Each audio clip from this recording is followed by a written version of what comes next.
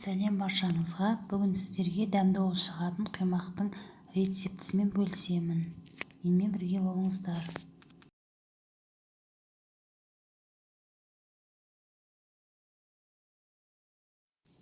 Жұмыртқаға қант қосамыз. Одан кейін шым-шым тұз саламыз да барлығын жақсылап араластырамыз.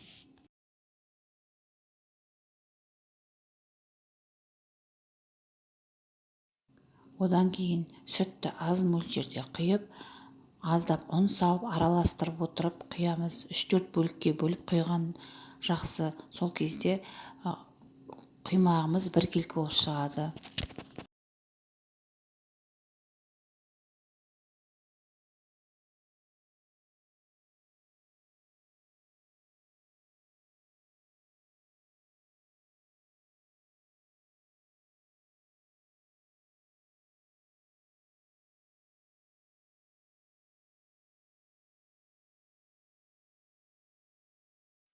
Соңында сұйық май құйып араластырамыз.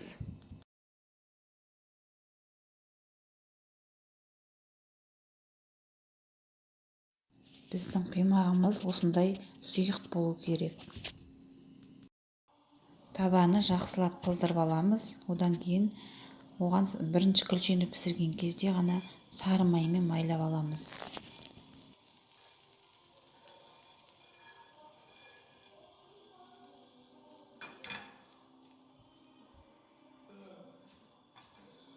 Құймақты табаға құяр алдында араластырып жіберіп барып табаға құямыз.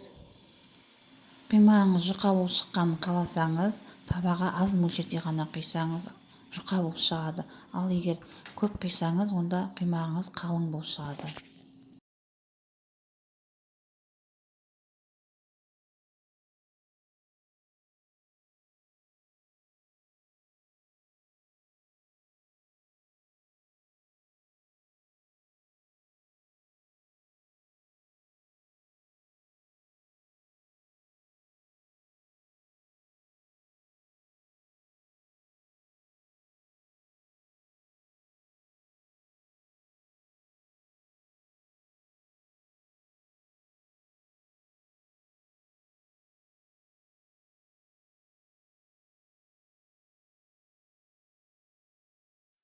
Құймағымыздың айналасы қызарған кезде оны екінші бетіне айналдырамыз.